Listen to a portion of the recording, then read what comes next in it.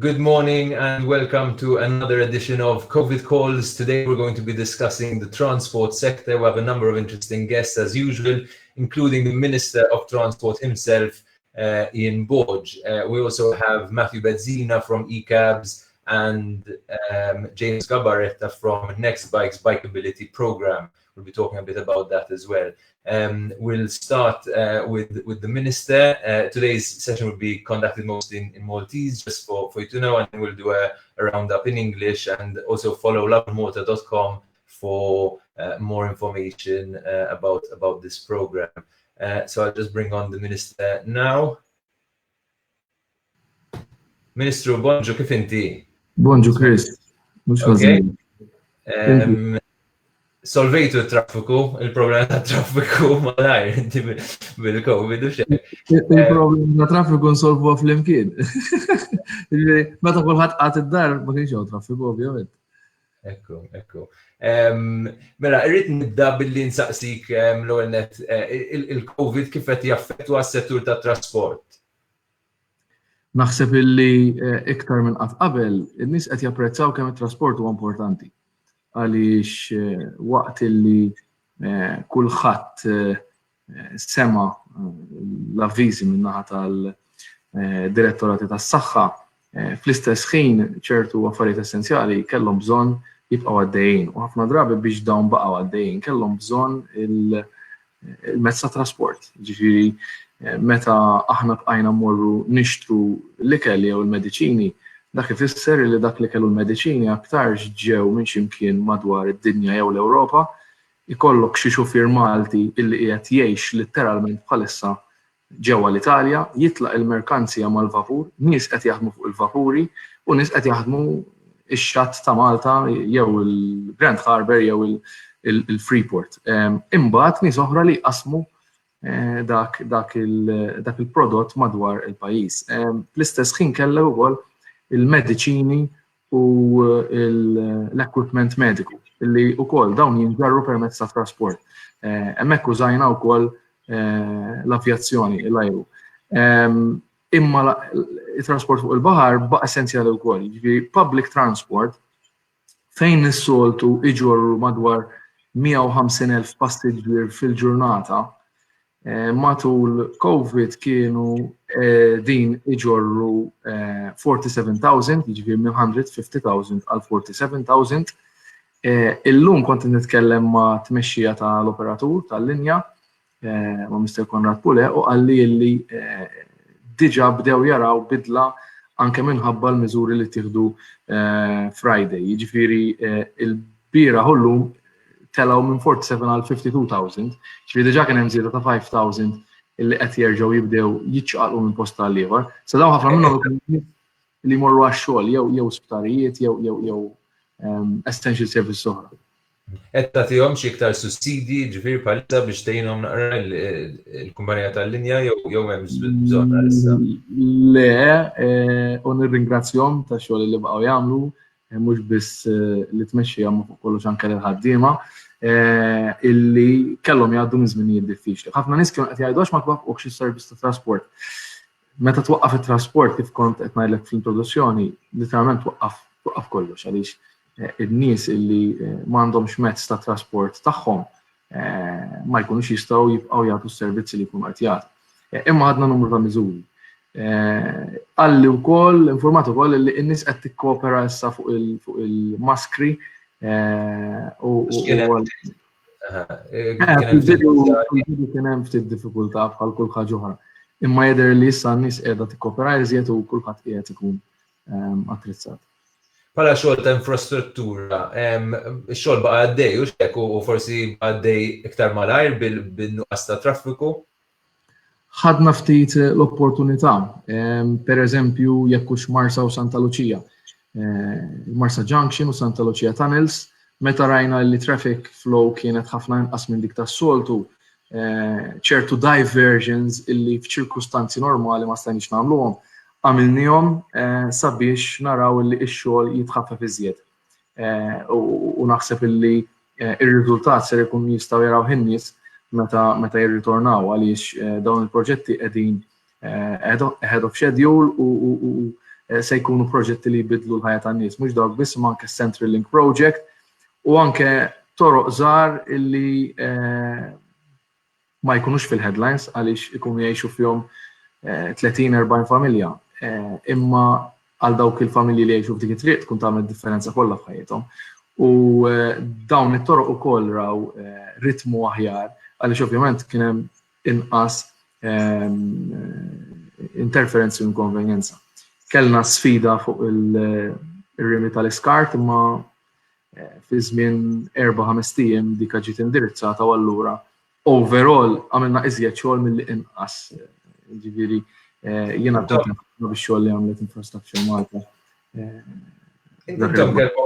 Intom kellkom ħafna pjanijiet bħala gvern, ħafna pjanijiet fuq mass transport, pereżempju l-metro, pereżempju l-Gozo tunnel u daw it-tip ta' proġetti.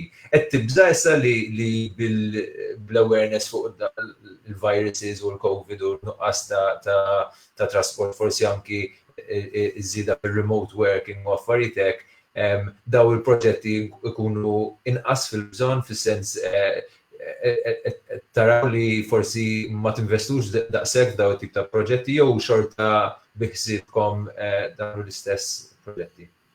Jiena l-ewwel nett nixtieq illi dawk il-kummenti pożittivi u sentimenti tan-nies li bdejt nara fuq is-social media jibqgħu jinżammu anke wara li nħorġu minn din il-pandemija u din l-isfida li għandna.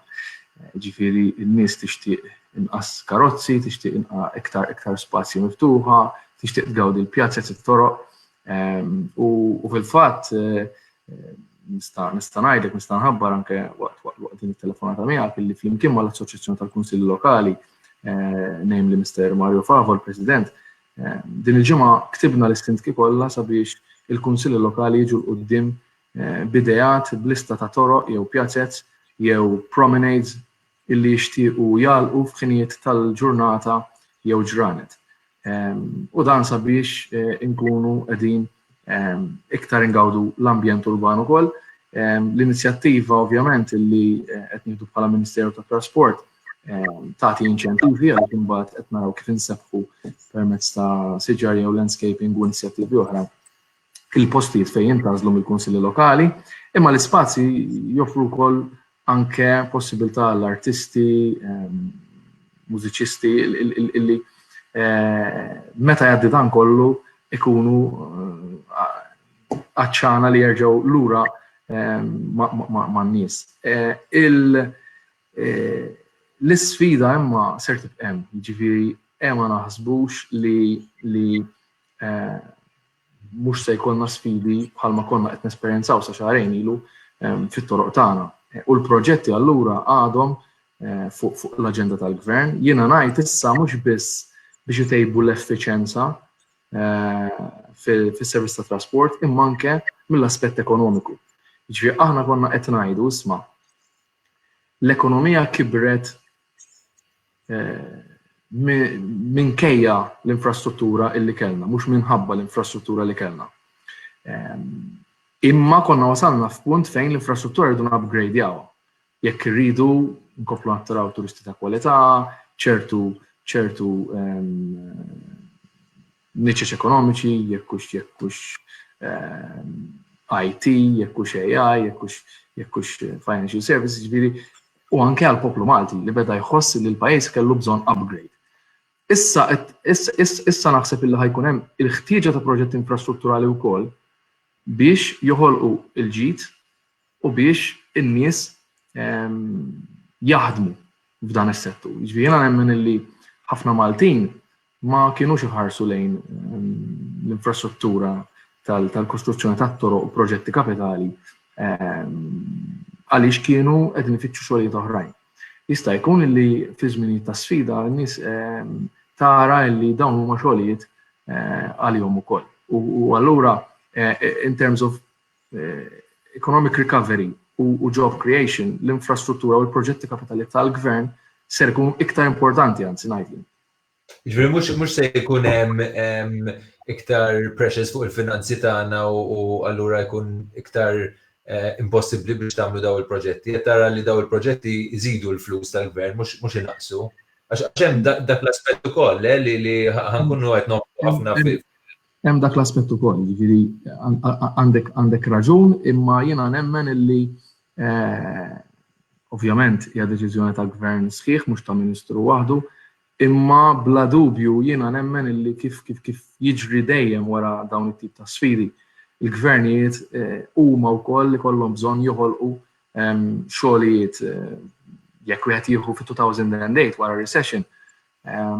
Dak iż-żmien il-gvern ta' Lawrence Gonzi kien iddeċida li jagħmel ċertu proġetti kapitali fil-Belt Valletta, l-Intratura tal-Belt, il-Parlament, u din issir madwar id-dinja kollha wara kull kriżi. Aħna konna qed ninvestu mhux għax kellna kriżi, għaliex l-ekonomija kibret imma l-upgrade tal-pajjiż kien nieqes. Issa naħseb illi rridu nibbilanċjaw bejn tnejn li huma.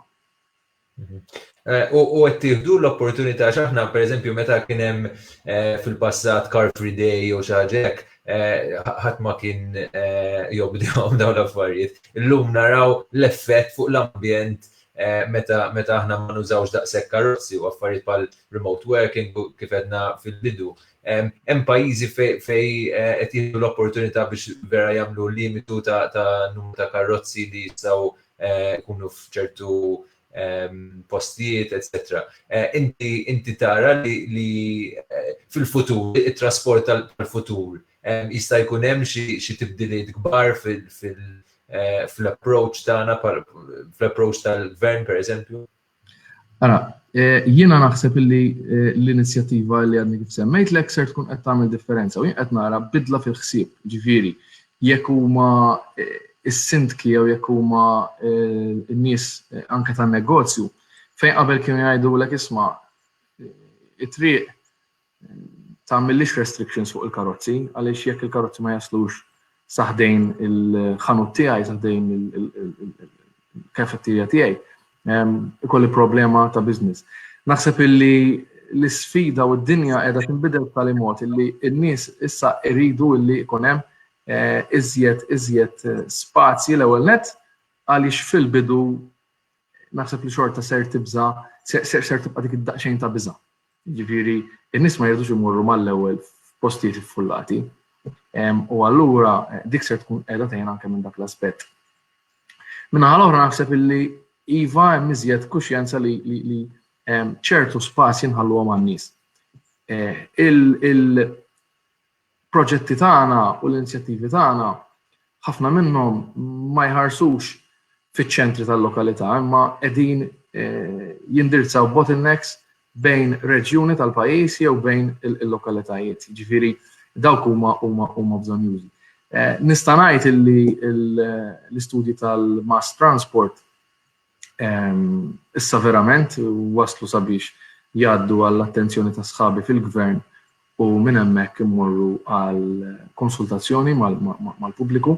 Però dak xorta huwa proġett ta' dibattibli 10, 15, 20 years, u min jgħidlek 10, u min jgħidlek 15, u min jgħidlek 20, imma it's a long-term investment.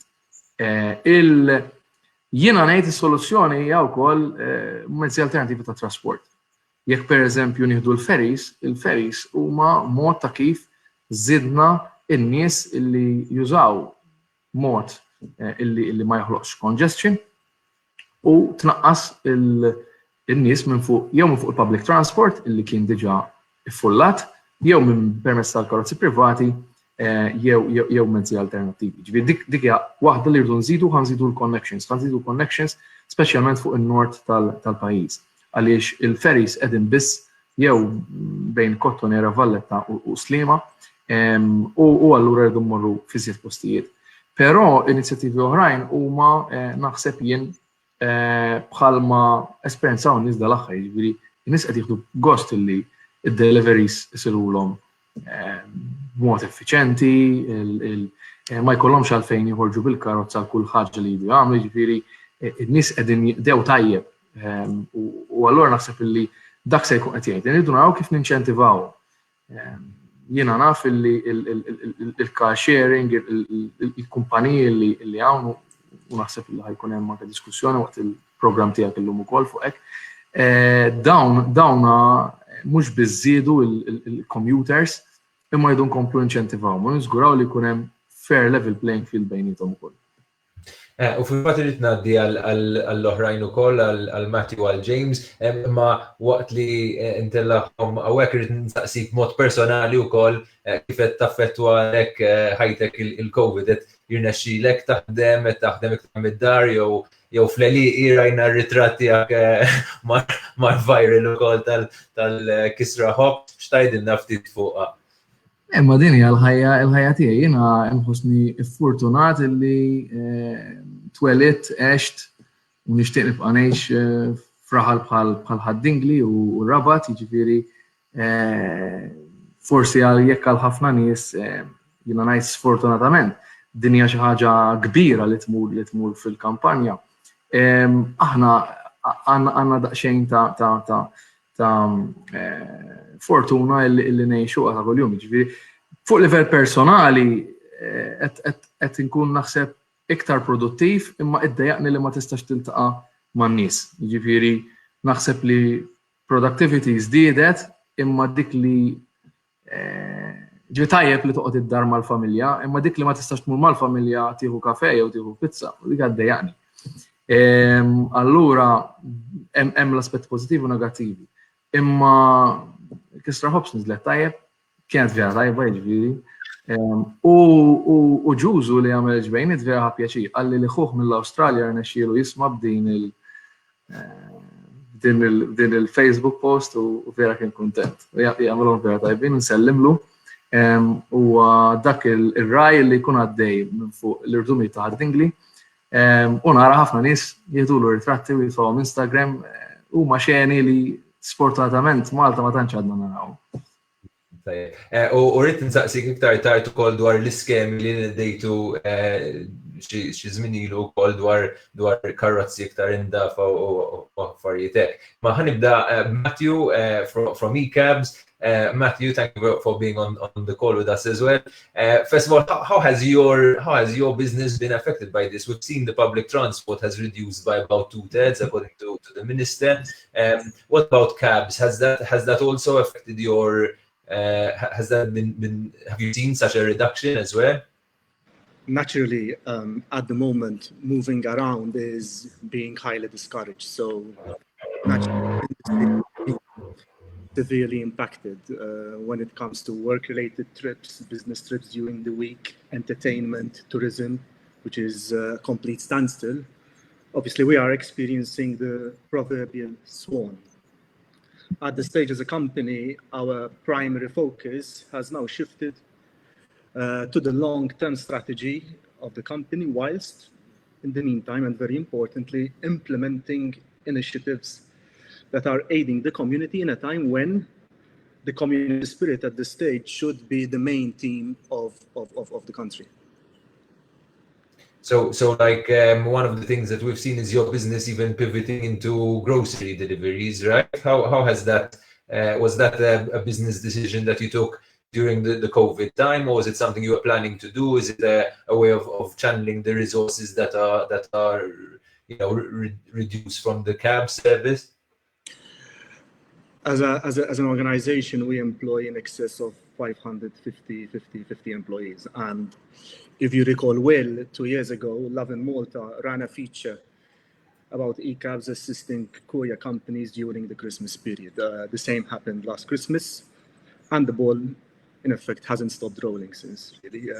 It's a line of business. The last mile courier business has always been on our radar, and simply speaking, COVID-19 accelerated the line of business, which we will keep on looking at in the longer term. However, I think the value here is that CSR initiatives that are helping and aiding the community are playing a bigger role when it comes to the delivery business. As you know, initiatives such as the Victory Kitchen, the aid which we are giving the Malta Trust Foundation, and the help which we are giving MOAS, which have been kindly covering too, are all helping during these trying times. Also, as you mentioned, rightly so, I think the value is we're also bringing value is that this whole COVID thing has brought us closer to like-minded businesses, in order for us to collaborate on new concepts, like, as you mentioned, the recently launched fast online supermarkets. Definitely, there are areas where you can diversify at a cost, and obviously it will take time. But as a company, we are always looking with optimism for the future. Talking about the future, and we'll bring in James as well soon to reflect a bit on some of these points. But when you see what's this global discussion now about how COVID might change in the long term, the way we interact, the way we're more working from home, less traveling for everything. From the cab business perspective, do you anticipate the cab industry being more important or less important in a sort of post-COVID world?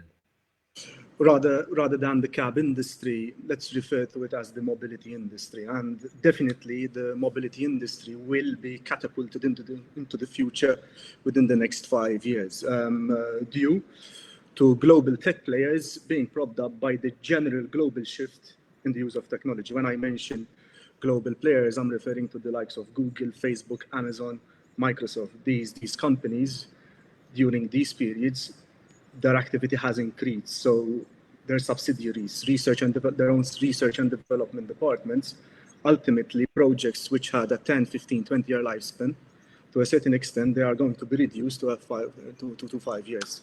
So in effect, government and every regulator all over the world, of every city, must adopt a proactive approach, by preparing and legislating for the new technologies and concepts that will soon hit our shores. So being proactive and being prepared for the concepts and the new technologies is very important at this time. And this is the time when we should start preparing.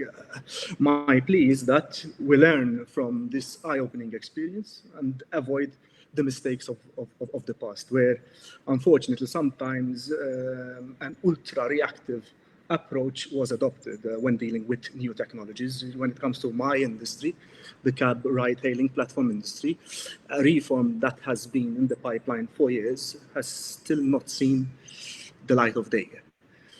And as Minister Borg is fully aware, it has led to regulatory, fiscal, and employment issues, which are jeopardizing the future sustainability of the industry and like-minded industries, and most importantly also passenger safety. They're jeopardizing passenger safety too. So in essence, in a nutshell, now is the time to start looking into the future and proactively start preparing our laws, all right, preparing our infrastructure, preparing our government departments in order to be ready for the new technologies that will run our mobility infrastructure. Okay. James, you were, besides being a candidate for Alternativa Democratica and you're involved in the party, you were also involved in Nextbike, which is another platform, as Matthew was referring to, one of these sharing platforms as well. What's your takeaway reflection from the COVID situation? Are you seeing a silver lining here from an environmental point of view and even from the bicycle point of view? So I think this kind of social experiment has shown us many lessons actually.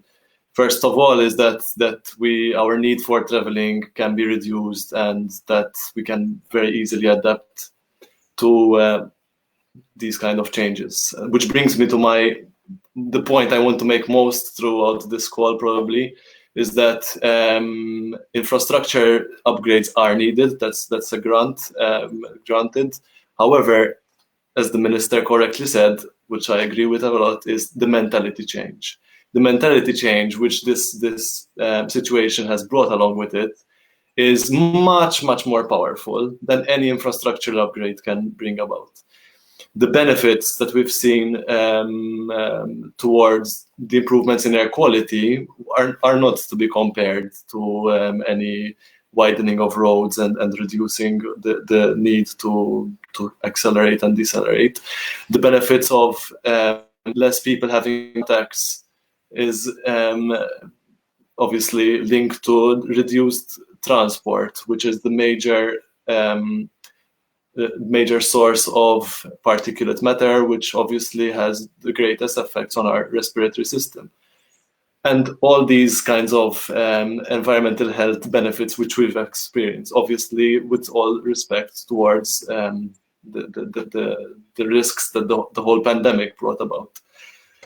However, I think this situation has shown us that if you just go out on the roads are now complete. Well, now the situation is starting to resort to normal again, but we've seen literally empty roads for whole days. That same situation is repeated on a daily basis, even when we were in the normal situation. At night, you have whole roads which are basically empty. So my question is that how are we using our public spaces to guarantee these kinds of economic drivers and mobility issues that both Matthew and Minister Borg have been talking about. Another thing is that during the worst hit parts, we were seeing, if you just go outside, you'll see more people cycling, more people jogging. Where is this coming from? Are people feeling bored at home and they want to do something that will keep them occupied? Are people feeling safer on the roads because there are less cars? Are people saying, okay, the air is cleaner and we can actually enjoy the jog and not be have our lungs blasted with fumes?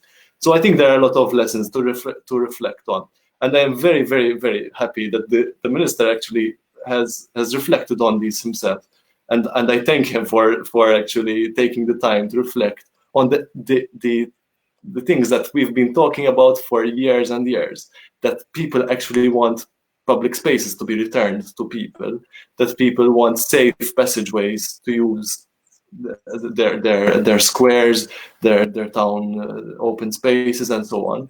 And I think these are lessons that have become blatantly obvious, which we might have needed an experience like this to literally hammer the nail into its place and finally say, okay, people don't need to travel all the time with their car. People want mobility. Mobility does not just come with cars. It comes from having accessible pathways, which could take the form of many different modes of transport. Cars are great. You can transport large amounts of goods in them. If you're hit by a lightning, you won't die inside a car, but obviously there are major repercussions. You're always stuck in a box. You're with limited interaction. So I think. So what would you? So if you were in the driving seat, if you were Minister of Transport at the moment, what would you be doing to kind of capitalize on this sentiment and this mentality change? Would you, for example, limit the number of cars you can have on the road at any given moment? Would you introduce more cycling lanes? Would you, what would you be doing at the moment?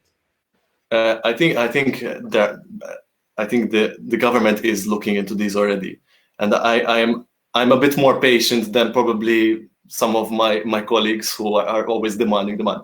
So I understand that we need to go through a transition phase, which might look ugly. And I'm sure the minister is aware of this, that we always go through transition phases, which we need to carry out infrastructural upgrades. My problem with certain projects, for example, Centrelink, is that to guarantee certain amounts of gains, we're sacrificing large amounts of agricultural land.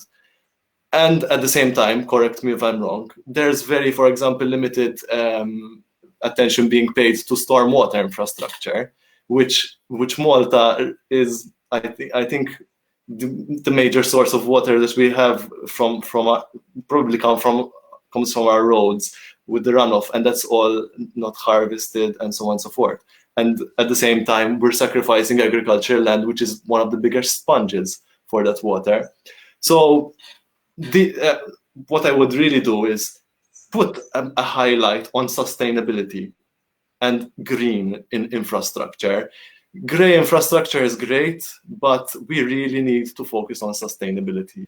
And sustainability is definitely not just opening passageways for car use or for example, making a bike lane that starts in one place and finishes at a random corner.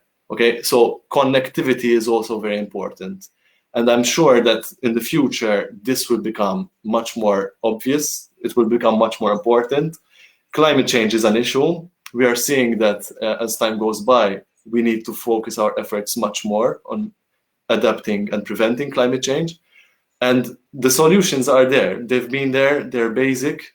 They're literally the most basic solutions, which have been unfolded in this experiment that we had in these past few weeks.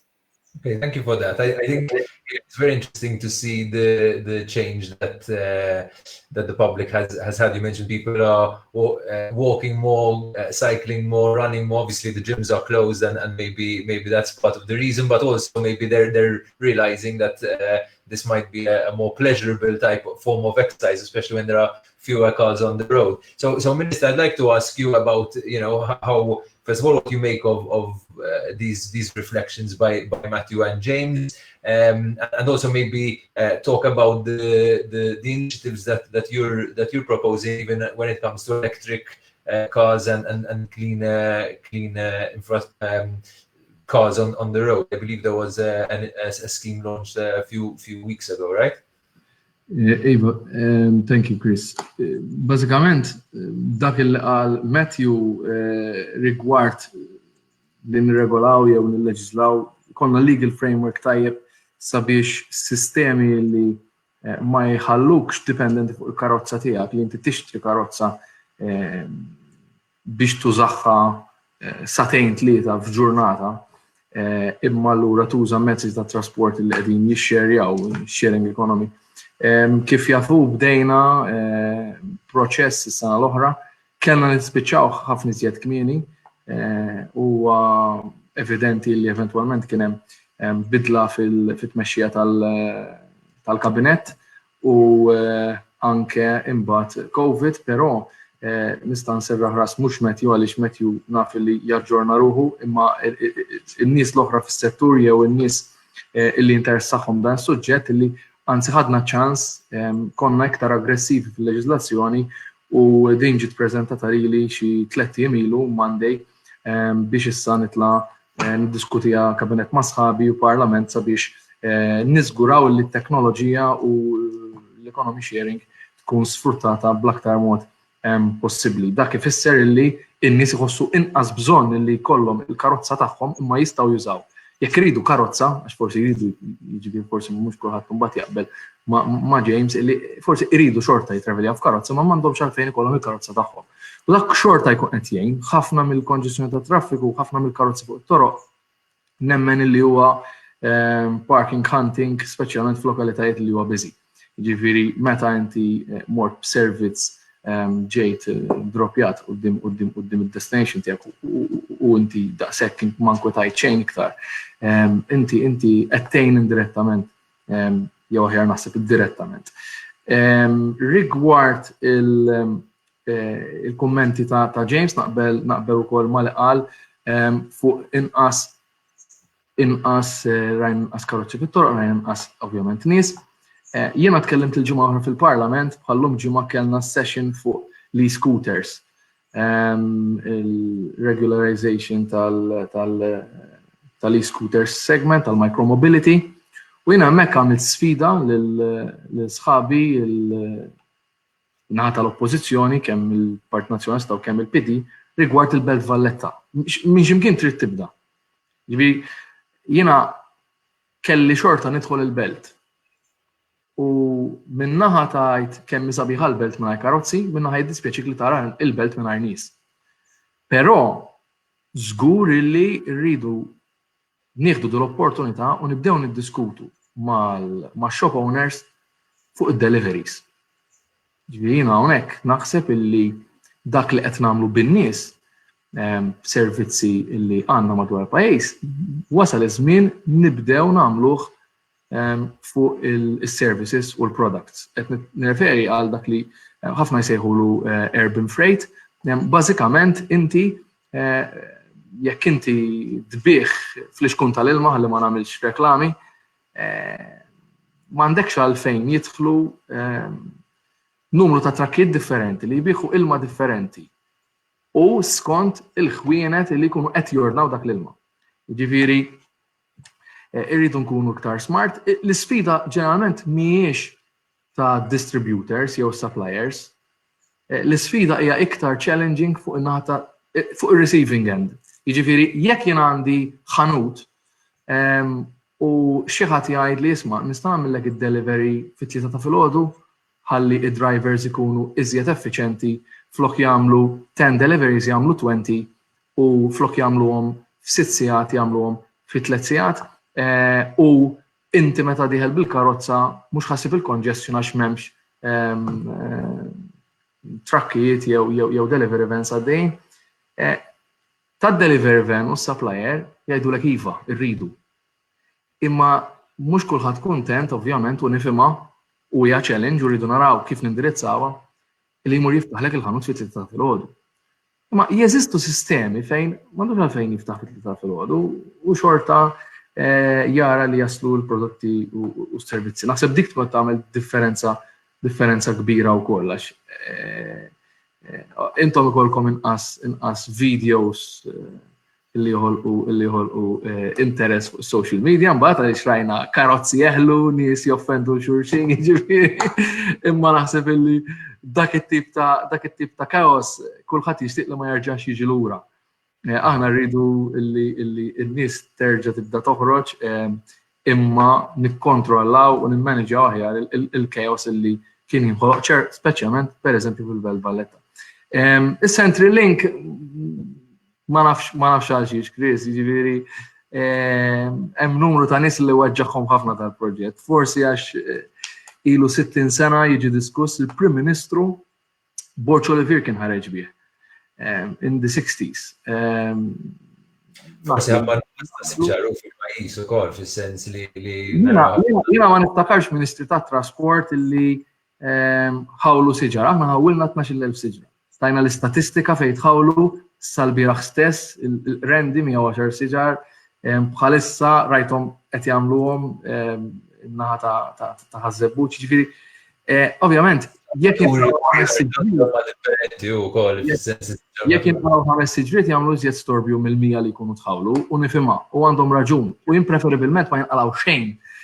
Imma li proġett li ilu 60 sena jiġi diskuss u forsi jkun hemm ftit interessi ta' xi nies li ma jsirx li ma waqqafniex u notwithstanding COVID, I'm very proud that we are doing this project u looking forward li jkun lest. F'dal proġett ħanħolqu l-iktwal segregated lane għal min jimxi u jsuq ir-rota.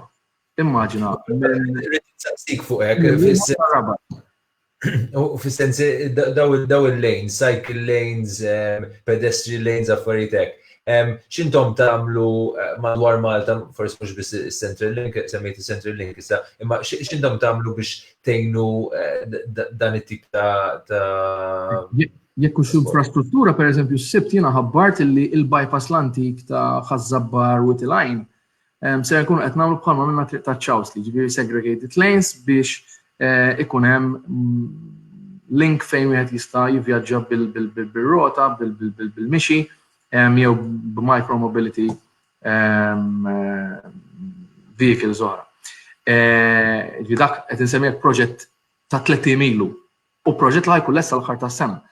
Għax issa grazzi għall Aġenzija tal-Infrastructure Malta nies draw li jekk ngħidu il-proġett ħajt lesta sal-aħħar tas-sena, veru lesta sal-aħħar tas-sena, mhux sena raw forsi nagħmlu xi darba. Għaddejn pereżempju numru ta' pedestrian bridges, jekk hux ta' Bla tal-Bajd, jekk hux ta' fejn l-airport ħaġa oħra. Però ħabbarna dik l-iskema li inti għamilt referenza għaliha dwar cleaner modes of transport. U in just 12 days kellna 605 applications, 605 applications biex jew jixtru Per eżempju, bicycle jew jixtru roti tal-elettriku, jew jixtru muturi tal-elettriku, jew jixtru karozzi tal-elettriku. Anke hawnhekk, mhux għax jiena warajja għandi tim xi ħaġa tiegħi din, imma in 2018 and 19 in-numru ta' nies li resqu lejn l-iskemi żdied, jiena nemmen li mhux għax ħabba l-gvern, jew ħabba l-Ministru, jew ħabba l-awtorità. U jiena dejjem għatta di, ġifieri bħal meta inti għandek mobile u toħroġ teknoloġija ġdida.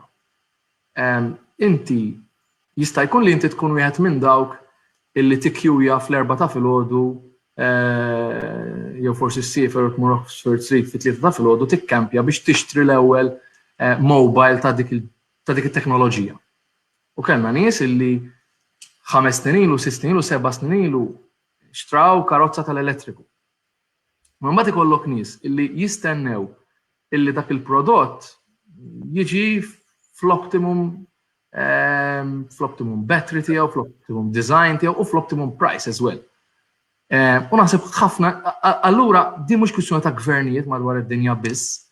Il-gvernijiet iridu jkunu lesti bil-legislation, bil-electricity and power infrastructure, bil-fast chargers, tax incentives, u dak naħseb illi qed naħdmu.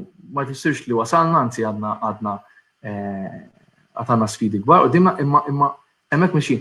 Imma mbagħad anke l-industrija, u l-industrija hemmhekk tilab rol importanti.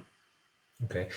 Ġejna fit-tmiem il-programm, rrid insaqsikom ukoll riflessjoni ta' malajr qabel ma nagħlqu maybe the best thing that the silver lining, I don't know, the best takeaway from this whole COVID experience that maybe you want to take into the future, either on a personal level or on a company level or on a government level.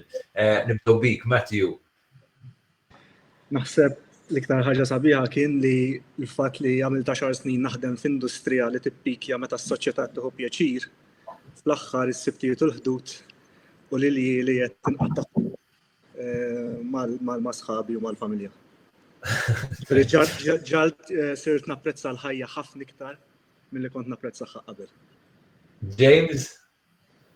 L-istess bħal Matthew naħseb li tatna aktar ċans biex nirriflettu daqsxejn fuq l-ħajjiet tagħna dik l-iktar ħaġa u kif qed l-ewwel li l-ispazji l-miftuħin tagħna u t-toroq huma ġid pubbliku li kellna ċans nerġgħu ngawduhom fuq dak il-livell u mhux li jkunu okkupati daqshekk b'affarijiet oġġetti tan-nies bħal karozzi fin-nofs. Ministru minn ħatijak? Ftit affarijiet forsi personali, iżjed ħin mal-familja, mal-mara, mat-tifla, t-tifla ħa nipprova li nqatta' ħafna iżjed ħin magħha kif qed nagħmel bħalissa fil-għodijiet speċjalment. Provajt nikkontrolla naqra iżjed x'nieklu għalkemm meta mbagħad tmur fuq Netflix u tara The Final Table u film żoħra jiġifieri tibda jkollok naqra Daru Marċina u affarijiet hekk. Sfidi. U għax naqbel ma dak li tkellimna llum, gburi li bħala Ministru in the coming weeks jew days ħajkonna aktar aħbarijiet ukoll fuq il-Malta National Park fejn hemmhekk mhux bisser nirdupjaw l-ispazju ta' taqali imma ħajkun hemm spazju mtuħ ħadd minn siġra u naħseb li dak kollu jgħin ukoll ma din il-diskussjoni li kellna. I will try to get it done as soon as possible, jgħidu hekk. Getting things done. Thank you very, very much. Thank you, James Gabaretta. Thank you, Matthew Bezzina. And I'll just give a bit of a conclusion now. So that was COVID calls. In addition, talking about the transport sector, we heard from the Transport Minister that the infrastructural projects that were planned for mass transport are now not only going to continue, but are going to be an integral part of the economic recovery. We also had some initiatives to have more open spaces, initiative with local councils. Read about that more on lovinmalta.com. We'll be writing an article about it as well. We heard from about the public transport sector and how it's already reduced passengers by about 2/3, but has started slowly recovering once the measures against COVID have started to be relaxed slowly. We also heard from the cab industry and the need for more regulation in this sector to reflect the technological advancements, and also how companies like eCabs are pivoting or offering their services beyond just the cab services, including with deliveries, etc. And we had from James Gabaretta about how important it is and how nice it is to see people enjoying Malta's open spaces more. Obviously, the gyms are closed and sports clubs are closed, so people are running and cycling and walking much more, and you see it all the time on the roads nowadays, and getting to enjoy the lack of fumes and the lack of traffic that we're experiencing at the moment. Join us again for COVID calls tomorrow. Tomorrow we'll be talking about elderly homes and care homes and the realities that such places are facing at the moment. Obviously, we know that over 65s are in a vulnerable age group who are being kept in almost complete lockdown. So there's been a lot of challenges being faced by care homes and by the vulnerable people themselves. So watch this space again tomorrow at 11 a.m. Where we'll be discussing that sector. Thanks for watching COVID Calls and have a great day.